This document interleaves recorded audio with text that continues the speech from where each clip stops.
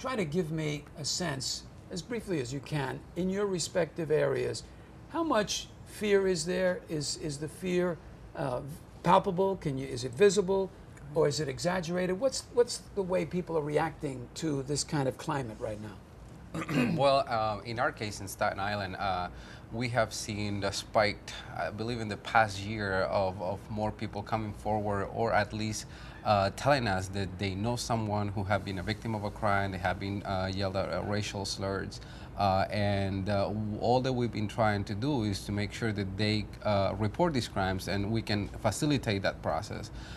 In terms of in affecting the overall community, we have seen, for example, that people don't want to come to our night meetings because they feel unsafe walking home when it's early, when it's in the winter, for example, when it's dark early outside. So in that sense, we have seen before we started having this big spike on hate crimes and bias attacks on the island. But it's not something new. It's not something that is the first time we hear about. Again, for the past few years, we have heard incidents here and there, but never with the violence, and also with the one next to each other. There's just too little time.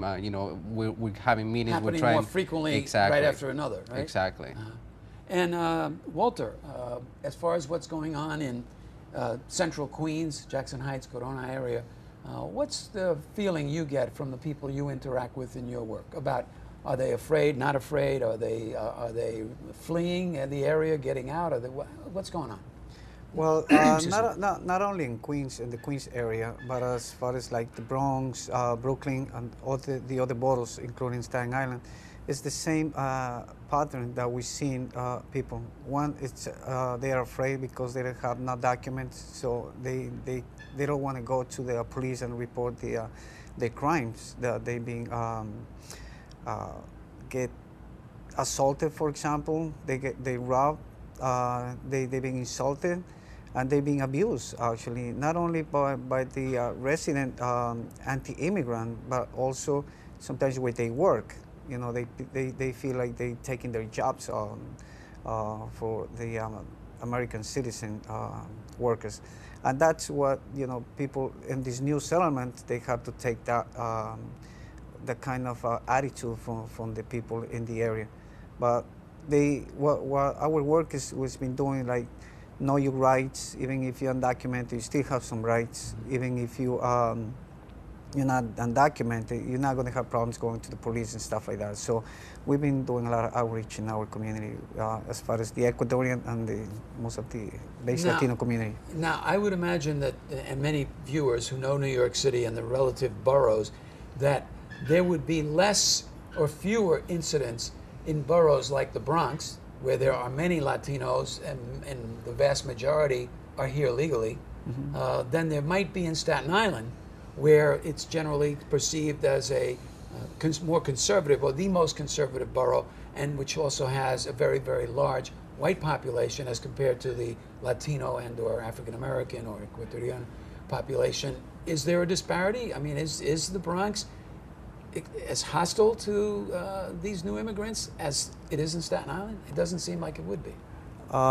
I can say something very quick about this. As the new settlement that we came from the South America, we're still Americans. Doesn't mean because we're coming from the South, we're not Americans. The whole continent is American. Anyway, when we moved to the big cities, and then obviously we want to go where the jobs are.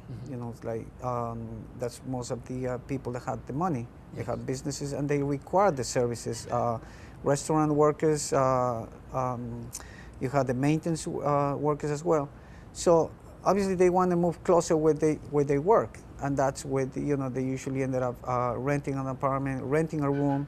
So after work they go to the closest park, they go to the closest library, things like that.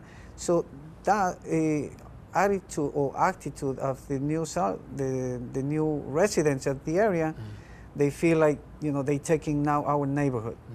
And that's what happened in Brooklyn in 1994. Manuela Kakishpi, after work, went to the Dyker Park area, and these youth, Italian Americans, they beat with bat and metal pipes. They crushed his head because he was using the park. So they feel that they taking their space, and that's what they are afraid of. And that's why they kill us, and that's where the hate crimes is coming, because of ignorance. Sometimes they feel like it's like fun killing new immigrants. Yeah, you know, there's a very widely publicized case in New York. I'm sure you're familiar with. This involved a hate crime, a notorious hate crime murder of an Ecuadorian immigrant whose name is Jose, and you can pronounce his name perhaps better than I can. Sukushane? Sukushane. Okay. And here's the description by the person who killed him. I grabbed the bat, I swung at him 4 times. I hit him midsection and he fell. He was trying to get back up and I hit him again. And he basically didn't show much remorse. I hit him 4 times, then hit him 2 times toward the head and the face. And this was after his companion, the attacker's companion, had hit him with a bottle. Seemed that it was sin pena, as you might say in Spanish. Right. What was your own reactions when you heard about this case? Well, obviously, it's first of all disheartening, and it's incredible that this type of activity happens in a place like New York that we want to call. It seems surprising that exactly. It would take place in New York. Of course, but then again, when you start seeing everything, we like, at least in our perspective, we want to try to see locally. What are the surrounding interaction? What are the communities living there? What are the interactions among these communities?